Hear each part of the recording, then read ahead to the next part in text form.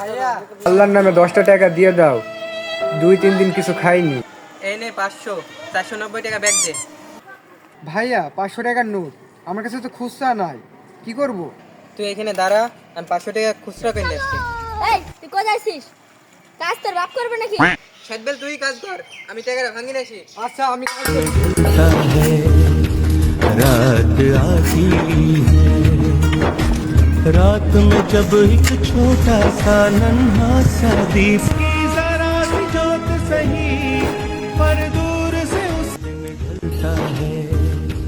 रात ভালো তুললে হবে, যাই ইতাম যা। আচ্ছা ডান করছি। में जब एक छोटा सा जरा सी जोत सही पर दूर से उसको। ভাইয়া 5টা তো বাইজে গেল, এখনো তো ও আসলো না। নাও আজকের মজুরি। কি ভাই এত দেরি কিসের জন্য আপনার?